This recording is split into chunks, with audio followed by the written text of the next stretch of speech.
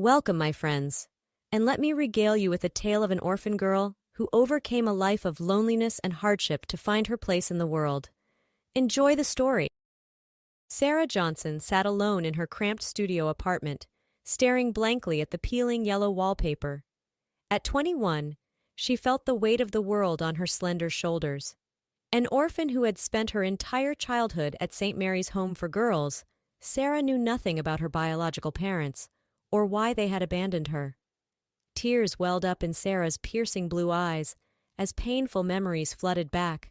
She recalled a conversation with Miss Evelyn, her elderly caretaker at the orphanage, from when Sarah was just 6 years old. "Miss Evelyn, why don't I have a mommy and daddy like the other girls?" young Sarah asked innocently, her voice quivering. The kind, wrinkled face of Miss Evelyn softened with sympathy. She knelt down and took Sarah's tiny hands in her own. "My dear child, you were left here as a wee baby, bundled up in a basket on our very doorstep. No note, no name, not a clue about where you came from." Sarah's heart sank. "So I'm all alone? Nobody wanted me?" Fat teardrops streaked down her rosy cheeks. "Now you listen here," Miss Evelyn said firmly. "You are a precious gift from the Lord above.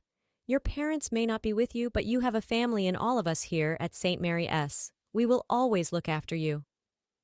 Sarah threw her arms around the caretaker, sobbing into her aproned bosom. But Miss Evelyn's words rang hollow. Sarah's childhood proved to be difficult and lonely. The other orphan girls were mean-spirited and competitive, always vying for the attention of the overworked caretakers. Miss Evelyn tried her best to teach the girls camaraderie through group activities and chores. She had them work together on tasks like tending the vegetable garden and mending donated clothing. But more often than not, the girls fought viciously over who did more work or who was teacher's pet. Sarah usually opted to fade into the background rather than get caught up in the drama. Snapping back to the present, Sarah sighed deeply. After aging out of St. Mary's at 18, she had been thrust into the real world with no family, no support system. Miss Evelyn, bless her soul, had helped Sarah secure this modest apartment and land her first job. But now Sarah was completely on her own, adrift in the big city, desperately seeking her place in this cold, unforgiving world. "Help wanted," the newspaper ad blared. "High-end dining establishment seeks waitstaff. No experience necessary. Apply in person at Chez Riche, 123 Main Street." Sarah could hardly believe her luck. After months of pounding the pavement, resume in hand, she had faced rejection at every turn. Employers took one look at her lack of qualifications and slammed the door in her face. But Chez Riche was willing to take a chance on an untested young woman. Finally, Sarah could start building a life for herself. Brushing her unruly chestnut hair and donning her finest second-hand blouse, Sarah strode confidently into the upscale restaurant. She marveled at the crisp white tablecloths, sparkling chandeliers, and snooty matron in coattails and bow tie. This was her chance to prove herself in the fancy world of fine dining. But Sarah's bubble of optimism quickly burst when she met Brad Thompson, the restaurant's tyrannical manager. A tall, imposing man with beady eyes and pockmarked skin, Brad ruled his staff like a drill sergeant, barking orders and meting out punishments. "Listen up, missy," Brad sneered, jabbing a nicotine-stained finger at Sarah. "I run a tight ship here. One slip up and you're out on your keister, capiche?" Sarah gulped and nodded meekly. She soon learned the harsh realities of working at Chez Riche. Brad docked the server's pay for the smallest of infractions: a water spot on a glass, a wrinkled napkin. He confiscated all their tips, claiming that the waitstaff was already paid a generous hourly wage. In truth, Brad was pocketing the money to fund his out-of-control gambling addiction. Unbeknownst to his long-suffering wife Doreen, Brad would sneak off to the casino after his shifts, blowing through hundreds of dollars at the blackjack tables. He kept his ill-gotten cash hidden in a locked briefcase in his office, terrified that Doreen would discover his secret vice and leave him penniless. Brad's only concern was keeping the wealthy patrons of Chez Riche happy at any cost, even if it meant throwing his own employees under the bus. The servers spoke in hushed whispers of Mandy, Sarah's predecessor, who had been unceremoniously fired for the unforgivable sin of crying on the job. Senator Horace Davis, a a corpulent and lecherous regular, had berated Mandy mercilessly one night, intentionally upending a glass of Merlot onto her pristine white uniform. As Mandy fled to the kitchen in tears, Brad coldly handed her a pink slip, declaring that there was no room for weakness at his establishment. Toiling away thanklessly in the kitchen was Mike Romero, a 25-year-old culinary school graduate with dreams of becoming a world-renowned chef. Stuck in a dead-end job prepping vegetables and washing dishes, Mike seethed with resentment as he watched Brad take all the credit for his gastronomic creations. "I've been working here for 3 years, busting my hump," Mike lamented to Sarah as they shared a cigarette break in the alley behind the restaurant. "I've got the training, I've got the talent. But that scumbag Brad refuses to promote me. Says I'm too young, too green. I'm wasting my prime slaving away in this hellhole." Sarah clucked her tongue sympathetically. She could see the fire in Mike's soulful brown eyes, the passion that burned within him. They were kindred spirits, two lost souls yearning for something greater. A connection began to form, a glimmer of hope in a bleak and unforgiving world. Friday night at Chez Riche was always a madhouse. The well-heeled and well-lubricated elite jostled for prime tables, eager to see and be seen. Harried servers dodged and weaved through the chaos. Trays of gourmet delicacies balanced precariously on their upturned palms. But for Sarah, the evening shift was shaping up to be a nightmare. Senator Davis had returned, already 3 sheets to the wind and belligerent as a bull. Brad had gleefully assigned the odious politician to Sarah's section, hoping to finally break the spirited but inexperienced young waitress.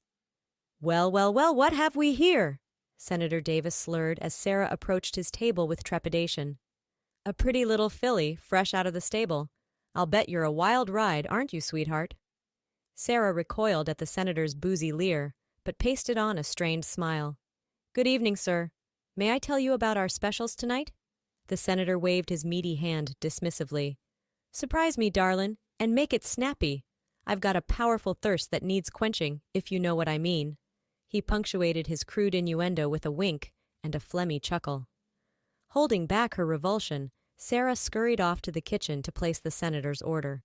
But no sooner had she returned with his appetizer of oysters on the half shell than he was barking for another drink. And another. And another. As the night wore on, Senator Davis became increasingly belligerent, berating Sarah for perceived slights and making lewd comments about her figure. He sent her scampering back and forth from the kitchen, demanding endless modifications to his meal. Too salty, too cold, too spicy. Nothing was ever good enough for the entitled legislator. Sarah's feet ached and her nerves were frayed to the breaking point. But just as she thought the hellish shift would never end, Senator Davis started sputtering and wheezing, his flabby face turning a ghastly shade of purple. He clutched at his throat, eyes bulging in panic. "Help! Me!" he gasped, his voice a strangled rasp. "Can't breathe!" Sarah froze for a split second, her mind racing. She glanced desperately at Brad, but the manager simply stood there slack-jawed, paralyzed with indecision. In that moment, something clicked inside Sarah. A long-buried memory surfaced from her days at the orphanage. She recalled little Timmy Perkins, a sickly boy with a severe peanut allergy. One day, Timmy had accidentally ingested a cookie containing peanut butter and went into anaphylactic shock. But quick-thinking Miss Evelyn had saved his life with a shot of epinephrine from an EpiPen. Sarah sprang into action, her adrenaline surging. She vaulted over to the senator's side and loosened his collar, helping him to the floor. Remembering her basic first aid training, she checked his airway and began administering chest compressions. "Someone call 911!" Sarah yelled to the gawking onlookers. Mike sprinted to the phone while the other diners looked on in morbid fascination. After what felt like an eternity, the wail of sirens announced the arrival of the paramedics. They rushed to the senator's side, quickly assessing his condition and preparing to transport him to the hospital. "You did good, miss," one of the EMTs said to Sarah as they loaded Senator Davis onto a gurney. "Looks like he had a severe allergic reaction. If you hadn't acted fast, he might not have made it." Sarah slumped against the wall, her knees weak with relief and exhaustion. She had saved a life, even if it was the life of a lecherous scumbag. She should have felt proud, heroic even. But her elation was short-lived. "You!" Brad bellowed, storming over to Sarah with a look of pure rage. "What the hell were you thinking laying your hands on a customer? I saw you hovering over the senator earlier, trying to offer him a little extra service, were you? Thought you could get a big tip by playing the hero?" Sarah's mouth fell open in shock and indignation. "What? No, I was just trying to help. He was dying, for God's sake." But Brad was beyond reason, his eyes wild with paranoid fury. "Don't play innocent with me, you little hussy. You're fired. Get your stuff and get out of my restaurant. I won't have your kind working here." Hot tears of shame and anger spilled down Sarah's cheeks as she untied her apron with shaking hands and fled the dining room. It was so unfair. She had done the right thing, the only thing. And now she was out of a job, cast aside like garbage. Mike caught up with her as she stumbled blindly down the alley, her vision blurred by tears. Hey, slow down," he said softly, placing a comforting hand on her shoulder. "What Brad did to you back there? It was messed up. You didn't deserve that." Sarah hiccuped and wiped her nose with the back of her hand. "I was just trying to help," she repeated numbly. "I know," Mike said, his voice filled with quiet admiration. "What you did, it was incredible. You're a hero, Sarah. Don't let that bastard make you think otherwise." Sarah managed a wobbly smile, her heart swelling with gratitude for Mike's kindness. At least someone understood, someone saw her for who she really was. 3 days after the incident at Chez Riche, Sarah was startled by a sharp knock at her apartment door. Puzzled, she peered through the peephole to see a handsome, well-dressed man in his 30s standing in the hallway. Cautiously, Sarah opened the door a crack. "Can I help you?" The man flashed a megawatt smile. "Sarah Johnson, I'm Vince Moretti. I own Vincenzo's Ristorante across town. I saw the video of you saving Senator Davis's life the other night. It's all over the news." Sarah's eyes widened. She had no idea that her heroic act had been captured on camera, let alone gone viral. "I'm opening a new upscale restaurant next month," Vince continued, "and I'm looking for exceptional staff, people with heart, people with integrity. When I saw what you did, I knew I had to track you down." Sarah's pulse quickened, hardly daring to believe what she was hearing. You want to offer me a job?" Vince nodded, his grin widening. "Not just any job. I want you to be my head waitress. I need someone I can trust to set the tone for my establishment, someone who puts others first. You've got the right stuff, Sarah. I can feel it." Sarah's mind reeled. A management position? At a brand new restaurant? It was like a dream come true. But then she remembered something. Or rather, someone. "I'm flattered, Mr. Moretti," Sarah began hesitantly. "But I have a friend, Mike Romero. He's a brilliant chef, but he's stuck in a dead-end kitchen job. He's the one who really deserves a break." Vince cocked an eyebrow, intrigued. "Is that so? Well, I'm always on the lookout for talented cooks. Tell you what, give me Mike's contact info. If he's as good as you say, I might just have a place for him in my kitchen." Sarah's heart swelled with hope and gratitude. She scribbled Mike's phone number on a scrap of paper and handed it to Vince. "Thank you, Mr. Moretti. You have no idea what this means to me, to us." Vince took the paper and clasped Sarah's hand warmly. "Please, call me Vince. And I have a feeling this is the start of something wonderful, for all of us." 1 month later, Sarah stood proudly in the gleaming dining room of Vincenzo's Ristorante, resplendent in her crisp black uniform. The restaurant was abuzz with energy on opening night, the air filled with the clink of glasses and the hum of excited conversation. Sarah surveyed her team of servers with a smile, marveling at the transformation she had undergone. Gone was the timid, downtrodden orphan, replaced by a confident, capable leader. Under Vince's guidance, she had blossomed into the manager she was always meant to be. And she wasn't the only one thriving in this new environment. Mike had taken to his role as sous chef like a duck to water, his creativity and passion finally given free rein. He and Sarah had grown even closer over the past few weeks, stealing glances and sharing inside jokes as they worked side by side. The news of Senator Davis's downfall had only added to their elation. The viral video of his drunken behavior had sparked a public outcry, leading to his censure by the Senate Ethics Committee and his shamefaced resignation. Karma had a way of catching up with even the most powerful of men. As for Brad, the vindictive manager had gotten his own comeuppance.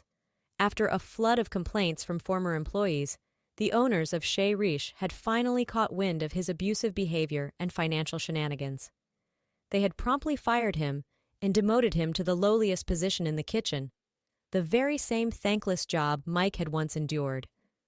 Sarah couldn't help but feel a twinge of satisfaction at the thought of Brad scrubbing pots and chopping onions, his once fearsome authority reduced to ashes. It was a fitting end for a petty tyrant. But tonight was not about dwelling on the past. Tonight was a celebration of new beginnings, of found family and second chances. As the first customers began to arrive, Sarah and Mike exchanged a meaningful glance across the room. They had started this journey as two lost souls, adrift in a world that had shown them little kindness. But together, they had found strength, purpose, and perhaps even love. Sarah's heart fluttered as she imagined what the future might hold. For the first time in her life, Sarah Johnson felt truly happy. She had a fulfilling career, a wonderful man by her side, and a place to call home. The shadows of her orphan past were finally receding, replaced by the bright promise of a new dawn. As she welcomed the eager diners with a radiant smile, Sarah knew that she was exactly where she was meant to be. And for once she was excited to see what tomorrow would bring.